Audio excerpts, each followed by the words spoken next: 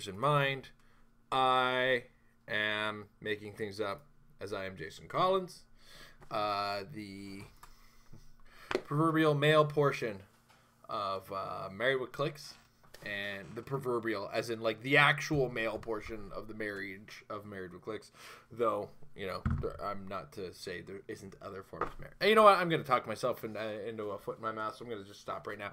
Just say, hey guys, how's it going? Everyman for Everyone is where we talk about the Everyman Project. The Everyman Project is the all-common, fast force only format that we've kind of developed for this show, for this Hero Clix world, as it were. How wide do we want the format to be? We don't want it to be crazy, but we want it to be interesting enough for people to be playing it. So, of course, as we run this, we are hoping that players who do run this format do send us results from your stores or your events that are coming up. In fact, there is an event coming up in New Hampshire by one of our patrons, one Mr. Nathaniel White, who just gotta get some details quickly because I know he sent it to me, and I now feel like quite the goofball by not having this information. I believe the venue is Double Midnight Comics. I do believe the date will be November the 17th, and it is Everyman format, but it is not a world of 300. It is actually a 400-point tournament. It is on the win, and links to our site where we are maintaining the format can be found on the win page for this. So it's a 400-point tournament. Should be interesting, and I'm looking forward to seeing how 400 points runs in the format versus, say, 300 points.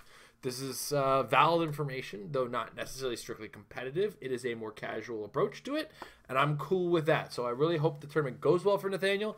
I'm hoping that he can get us some fantastic results so that we can talk about it, because I do like talking about tournaments in the format, discussing the teams, and seeing how they all roll. So if you're running with the format in your venue, let us know at Married with Clix.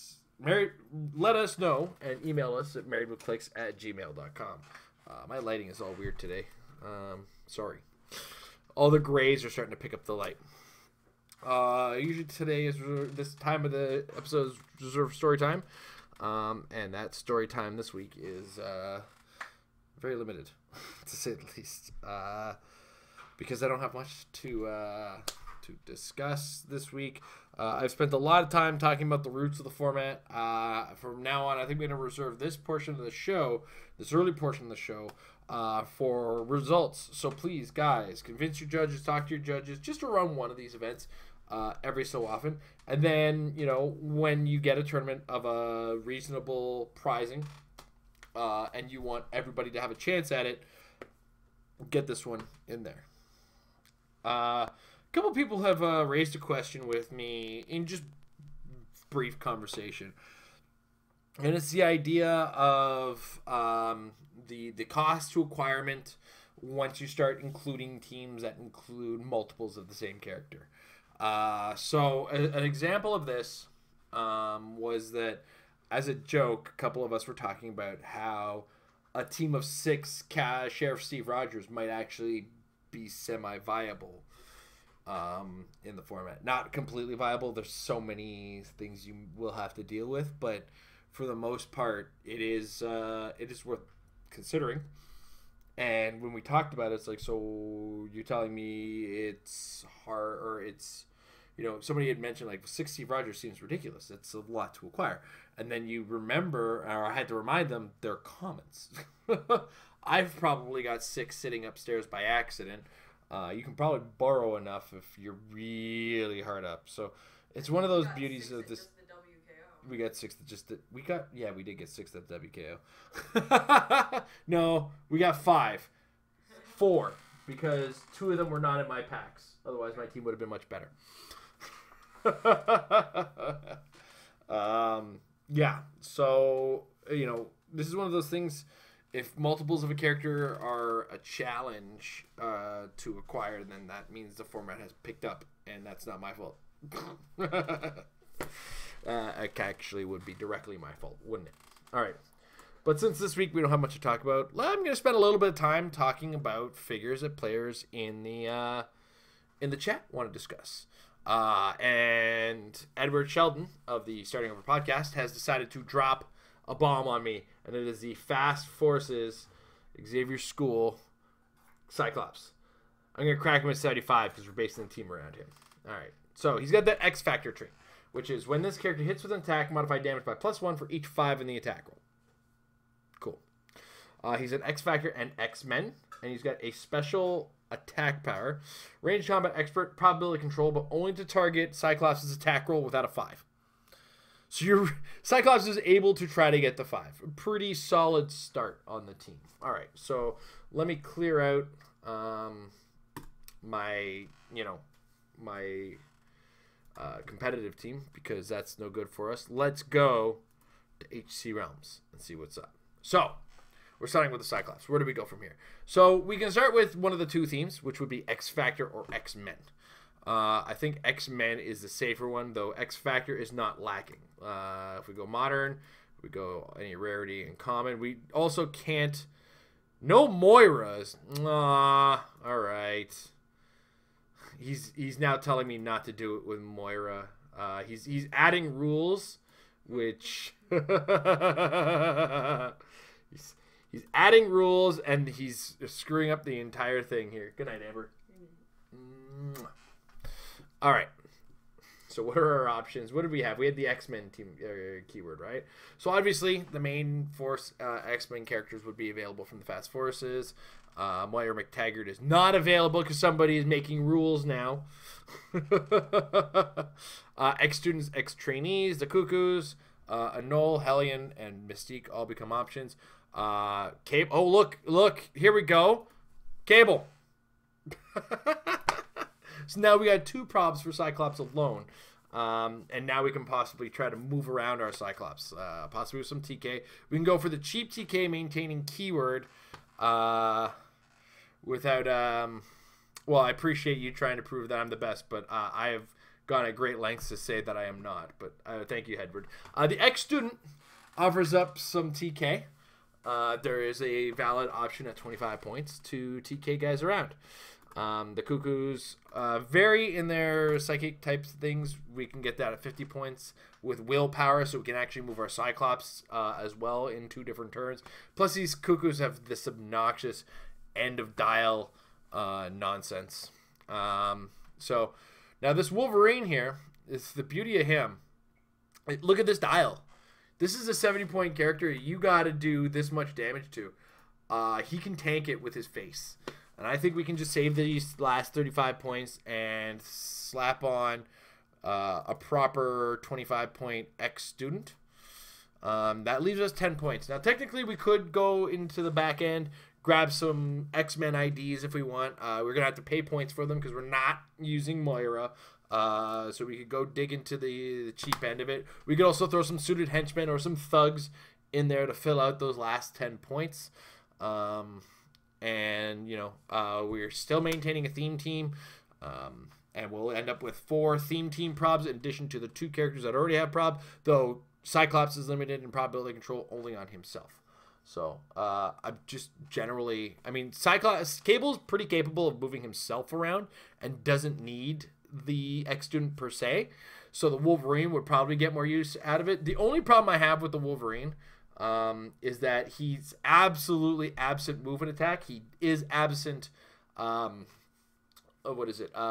Ignore hindering for movement as well, and he's strictly stealth on his movement. So he's a fat dial, and you're gonna have to focus the TK from the X-students on him. But the other beauty of him is that you could X-Men team ability with him to heal, and not worry about taking that damage. You can tank damage with your face block. Like you can use him as your face blocker and just send him into something with 13 total movement from the TK. And just say, we're friends for a little bit. And then you get to the late dial, where he's got the automatic regeneration, where he can use regeneration as a free action. And then you can also give him a free action once this turn. He can use that result on the D6 instead of rolling Blaze, Claws, and Fangs, or regeneration. So, I mean, I'm not against the Wolverine. I'm just saying my only issue is his lack of move and attack. Not a massive issue if you ask me. Husk is just the defense character. She can choose a defense power. She's also got shape change. Like, I'm just kind of gonna go run through the other options. Marvel Girl is a little bit more on the offensive side. Also adds that X-Men First Class effect on her own. We could go even further and add this Cyclops, which adds some leadership to the team instead of the Wolverine.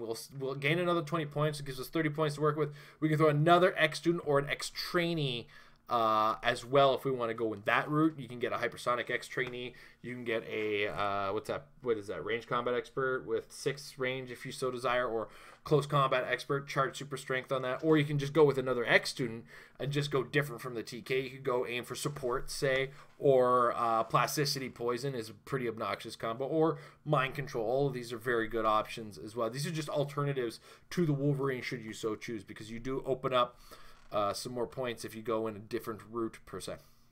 Mystique also very like this Mystique is she's got a lot of the same strengths as the Chase Iron Fist, and the fact that she can't be attacked by non-adjacent characters if she's adjacent to an opposing character. Basically, you can't take a range attack against her if she's next to somebody. So it's like a version of the Iron Fist, which is actually slightly better, because the Chase Iron Fist is susceptible to things like giant reach, because the Chase Iron Fist is specific to range attacks. I'm not saying she's on the same scale as that character, but that posing as a student trait allows her that extra little bit of effectiveness. And of course, X students, she's got that, if she rolls 1-5, it's a -1 to the defense of the target, making targets a little bit easier to hit. So that's going with the X-Men route. So we're going to drop what we got here. And let's hit the ad that was directly up under there. Thank you for that, H3 Realms. There you go. There's a micro penny for you. And we'll go to the XFactor keyword. That was what I wanted to address. So we like to do, we like to start with the keywords, move around that, and hypothesize, as it were. XFactor will be the next one. We get down. I should really just be using the keyboard shortcuts like I know what I'm doing. All right. So when we get into the XFactor keyword, we add somebody that is that kind of comes out of left field. You wouldn't expect it, and it's Pip the Troll. Pip the Troll is not only a common, but he's also got the XFactor keyword, and he's a super taxi in the fact that he's got Passenger 2 as a trait. With phasing, also a trait. He can only carry, but he can carry a character with a wing symbol or Battle Fury. And when he's KO'd by an attack, you can give that phasing teleport Passenger 2 to another character on your team, and they'll gain that trait. So that's almost whatever we end up with. Might be best to have a Pip the Troll. Rusty Spam now. He's calling for Rusty Spam. Where can we go? We can Rusty Spam the 40.1, which gives Psychic Blast, and when he hits an opposing character, give that character a fire token. So you can get that damage over time effect on him. Or you can get 25-point Rusties with Energy Explosion, Poison, or probability control, but only if their attack roll is without a 5. I mean, you can spam a bunch of these 25-pointers and all of a sudden add value to that fast force immediately. In fact, there's going to be locales that are running this tournament, and now that Edward's got me talking about this idea, all of a sudden they're going to run out of X-Men Xavier's School fast forces, because there's no other reason to own it except for one copy of Rusty generally. All of a sudden people are buying it out for multiple Rusties. Go for it, guys. Do it. Do it. Make your stores want to order these fast forces. So we also have access to the 60-point Beast. He is he's okay. I mean, again, better in this format for sure. And then he's got that ability to leap, climb 4, and make a close attack. Leads without wit, so if you're within 4 of a character, that's pretty cool. We have the 60-point Iceman here, who is incapacitate with 3 targets. Not bad. Not bad. I mean, it does negate the extra damage on the XFactor because you're not really doing damage with it in Incapacitate. Exactly. I mean, he's already... Again, there's two versions of Rusty. You can throw on skids for extra barrier and defend at an 18 defense to keep your team going. And since you're carrying with Pip the Troll, very, very possible defense block on that. I forgot often that this dog... I mean, it's easy to forget this Doc Samson, right? It's not hard. He's not great. He's not great at all. He's there, but he's not fantastic. Anyway, so we could go back to the direction of looking into the fast forces, and because, you know, if you're getting a Cyclops from the fast forces, you can probably get other things from the fast forces too, right? And one of the beauties of them is that they have their own built-in prob on each character, in addition to what are the theme probs we might be adding with the build that we're come up with. So we have that Iceman, we have this Jean Grey with telekinesis, not an ideal choice. The Beast is a little bit more aggressive in this version. He also, instead of using leap climb to make his move and attack, he ignores elevated and hindering, and as a result can just charge across those, which makes him a little bit more effective should you be able to get anything else on him. And he also comes with the Outwit, much like the other one, too, for another 15 points. I think this one's actively a little better than the other one. That's just kind of my thought on the matter. So I would almost definitely put this guy in there. And you got Pip the Troll carrying. Rusty making everybody's defense a little higher because 18 defense in an all-common format is a little better than the standard 17 you usually get in the common slot. From here, you get 70 points to kind of work around and fiddle around with and poke your way through. So do as you will with this. Now, getting beyond the keyword, if we just go with modern commons and kind of look at the Cyclops, what could we possibly just add to this dude? I mean, he is precision strike with sidestep. Could probably use a little bit of, I mean, he's not going to get any movement attack from the format, but he could use a little bit of backup. If you want to avoid keyword and theme altogether, I think we've talked about this character at length, and we will until he rotates out of the format. That would be Sheriff Steve Rogers. Getting around that terrible defense that he has, you're now forcing your characters to get ahead on the attacks. Everybody loves skids, just in its own unique little hateful way. You know what? I think I'm the only one who likes skids, but I ignore her as a character. I just like her dial. And Barrier has saved me a few times here and there. But anyway, Sheriff Steve Rogers kind of adds a Weird World light to the Cyclops, which could go a long way, or to anybody on your team. He also adds PD team ability, so if we take this kind of direction, we start to look at where we can get things like enhancement at low costs in the format. There's a number of low-cost enhancers and PD and whatnot, so let's see what we got with the modern commons with enhancement. Modern common, keyword doesn't matter, but damage power is enhancement. Let's actually use the in the window. I have this habit of clicking on my OBS window instead of my my actual window, and I really got to get my head around that. So we got a couple characters with enhancement. I mean, the Starfleet Security Officer is one of the first to come to mind for 25 points. The Foot Ticket's a little later, so Starfleet kind of keeps the lead on that. I can never remember the Federation. Oh, plus that's the Avengers team building, so it doesn't matter. Yeah, so a lot of the Foot Tech guys have it late in the dial. Crossbones is 40 points, starts with it, but also has a showdown trait for his own uses. Plus, he has energy explosion, so there's a little bit more utility out of him. Sheriff Steve Rogers gets it late in dial. I'm not going to ignore that. Thoris starts with it and could get probability control if somebody dies. Not a bad trade-off. Well, I mean, it's a bad trade-off if somebody died, but we also have Firefall, who gets it late dial. That is the A dial, so just had to make sure on that one. Which Deadpool is this? The Fast Force Deadpool, if you pay 50 points for him. And you get a sidestepping psychic blasting Deadpool. That's not a terrible outlook. There's also Stingray. But Stingray gets it late dial, so it's a little harder to work around. We have the Green Goblin starting with it. Hey, look, the Green Goblin, guys. Whoever considered using him, you're welcome. But, of course, one of the keynotes, add 10 points to our security officer. We get an extra click of enhancement, an extra click of life, and the PD team ability on the NYPD officer. I'm not saying strictly go for enhancement. I'm just looking at the enhancement options, because what we end up doing is, if we're building, I'm sort of building around the Cyclops, but the Cyclops could also be an inclusion on certain teams as well. I'm just kind of looking at things that would make him go,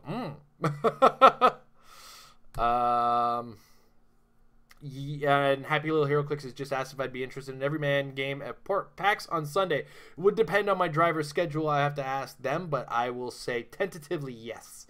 Yes, I will be happy to. Alfred, now, one of the beauties of the Alfred is if we add a Batman to our team, and then we move with that guy, that if we move that Alfred close enough to the Cyclops, or just in general, we can get him next to the Cyclops, and then we have an additional stealthy enhancer next to a Batman and a Cyclops.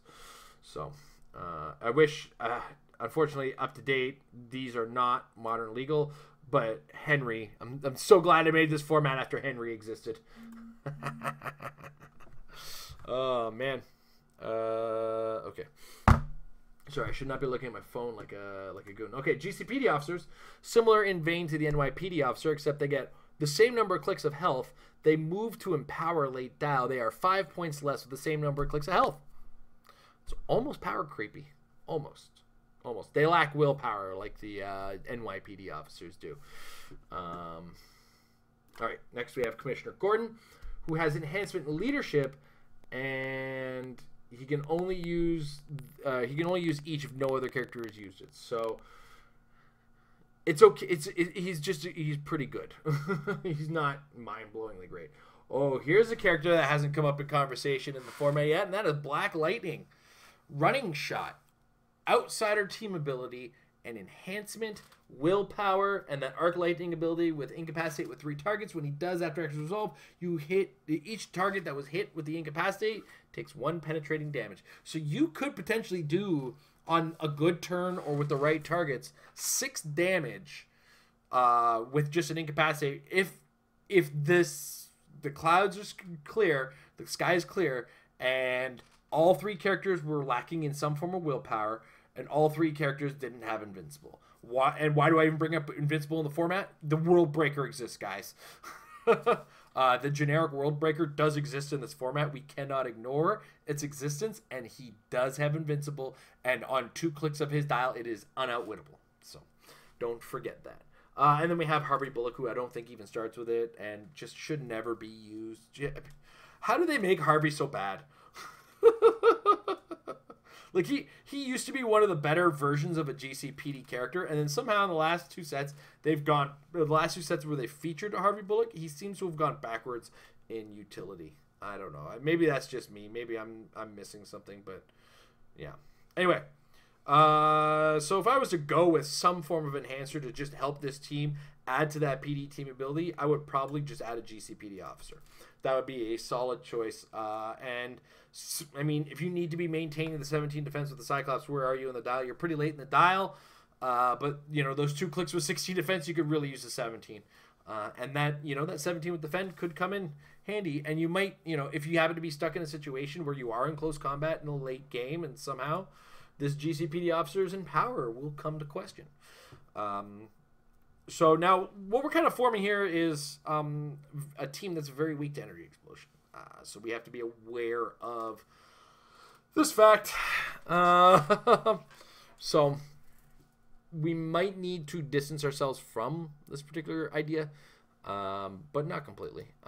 We can add, and like I said, we're kind of all over the place. This is what happens when you lose sight of the keyword as a thing, and you kind of have to hypothesize little ideas and then build off of those, and, you know, not be specific. So if I was to start with this, the Cyclops is either going to be in some kind of enhancing, damaging bubble, or he's going to be part of a more well-rounded team that might have more utilities, things like probability control, perplex, to make whoever is attacking on this particular part of the turn more effective. And it's hard to just kind of lay that all out in this go. I would love Prism to be legal just to exist. His existence makes me smile. Oh, he makes me a happy man. All right. So what other things can we do with this Cyclops? So he himself, we've said he's got range combat expert, which is really cool. He's got sidestep, which adds to his range. He's got a 6 range. So we're going to need to consider how to get his range up. There, I solved the problem. The ultimate utility figure if you're not caring about your theme team, the Penguin. I can't deny it. He is a figure that I am aware of. I know his existence. I'm not taking him out of the format because he is a Fast Force character. And I know that he is strong in general, and I'm okay with his existence and his knowledge of existence because he's a small part of a bigger whole in most cases. And there are still a lot of teams that can completely avoid him or can make use of him. So, before people start jamming their, yelling down my throat. So where are we? We're at 180 points. We've got 120 points still to work. So let's get some more range attackers, shall we? We've got 2 really good range attackers. We've got the Penguin working for it. I think the Penguin could work okay with somebody slightly back, should he need. This is probably where we're going to throw in our suited henchman.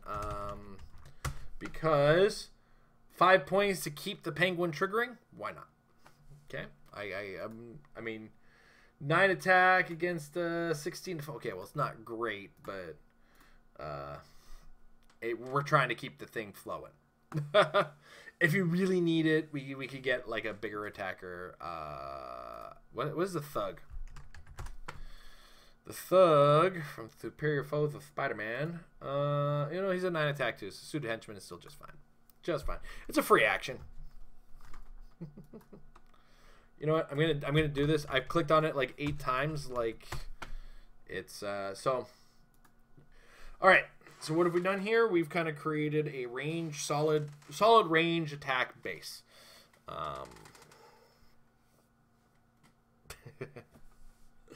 So, and then from here, you can go 115 points, add more attackers, add more perplex and probability control. That's, I kind of think, the direction you kind of go solo on from here. I mean, you can add the 30-point Joker for some cheap prob. I think he's pretty fantastic in general. Could also, if you want to, just make him the guy who's attacking the Penguin and move the suited henchman up and drop the suited henchman altogether. I'm kind of going all over the place here, and that's kind of the beauty of it. So, I won't finish this. But we will move to the next suggestion. Now, JD Clix, as far as Golden Age is concerned, the format opens up a lot, but we don't. That's why I don't run the format for Golden Age, because design philosophy has kind of changed all the time. And as a result, the modern is always the best, safest route to go. Also because Golden Age design philosophy has changed so frequently. Edward and me have talked about in the past where the Superman from the Superman set, common 001, that's a common. Go look at him. And then come back to me and explain why I try to stay away from the Golden Age for this particular format. Because that's the direction I kind of aim myself at when I see that suggestion. All right. The Ninja Turtles Unplugged. Edward is all up in here. I love it. He's excited. All right. So let's look at the Shredder. The Shredder specifically, because the Turtles, we know they don't die. Are we playing them at... there's so many different versions. So let's go peak Shredder, shall we? Let's go peak Shredder.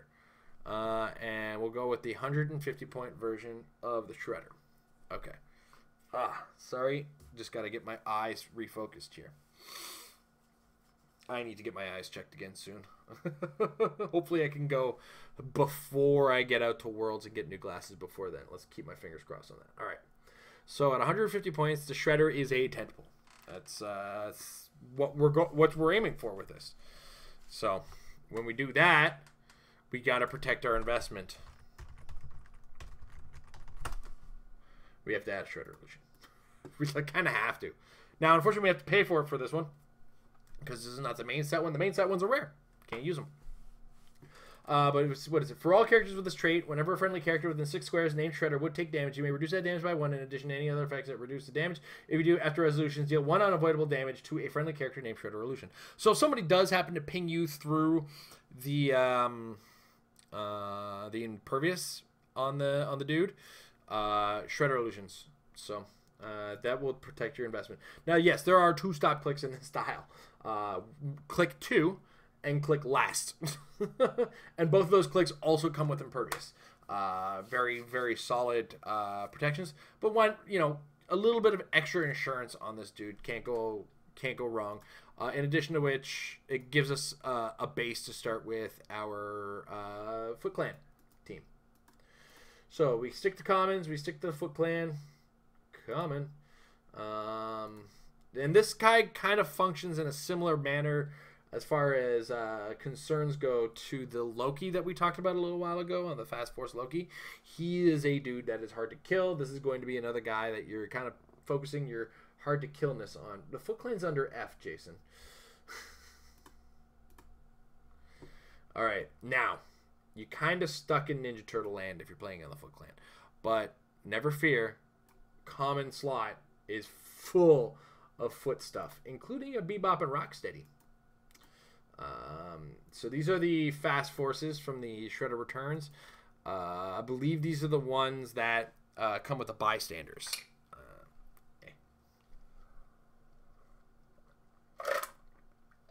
Next we have the Shifting Focus Bebop and Rocksteady. Unfortunately, they shift only to uncommons and therefore can only be used in the format.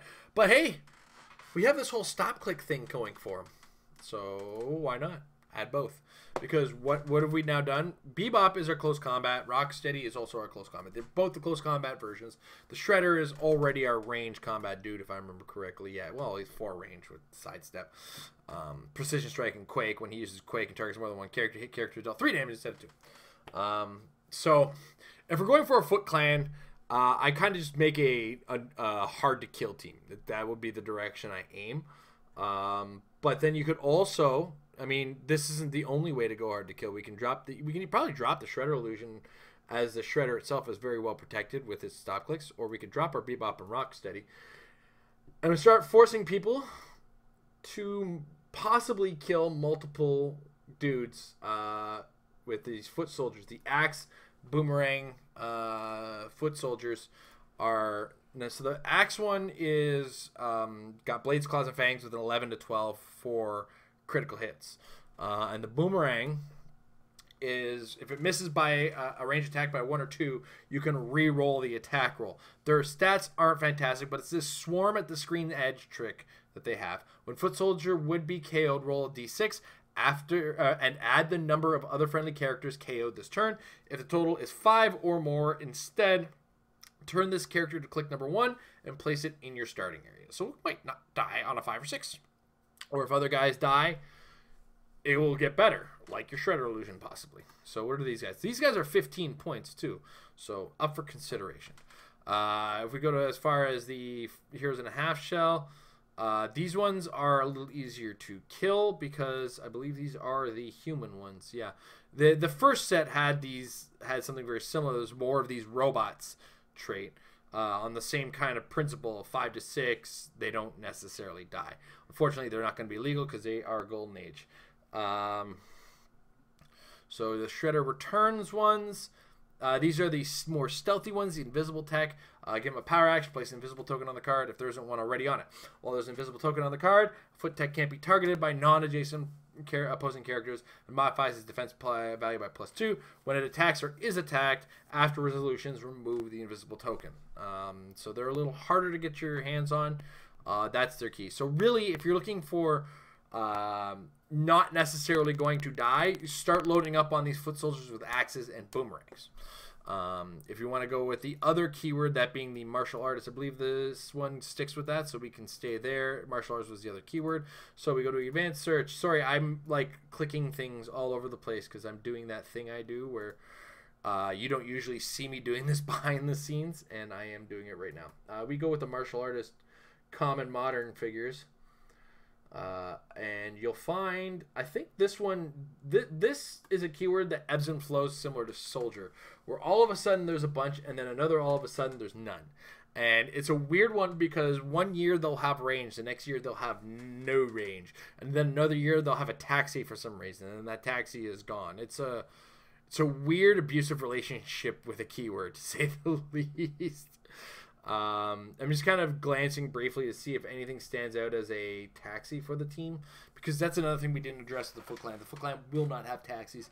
You're just kind of relying on face blocking and hoping things roll for you. All right, so it's looking like martial artist is as expected. So what you want to do is build it in a way that you think you're going to be comfortable with it.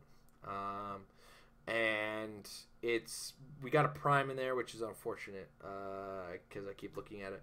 Iron Fist is always good, solid stats. Fast Force is 1. Heals when you clear his action tokens, which is, I think, a gnarly effect if he happens to be taking the damage. We have the What If Daredevil. No, never. Jason. We have this Moon Dragon who's got TK and Psychic Blast. This could be just our range on the team. And TK for the Shredder is not a bad idea. We're probably going to have to ditch the Shredder illusion to make this particular keyword work. But you know who else is a bunch of martial artists? That's right, the Raphael, Michelangelo, Donatello, Leonardo from the Fast Forces. So why die when you could just not die instead, right? And you can use these guys to just add to the team. I'd almost go, like, my suggestion is always 2 Leos, 2 Mikeys, but you can't do that with 150. You only get 3 of them, so I would go 1 Leo, 2 Mikeys.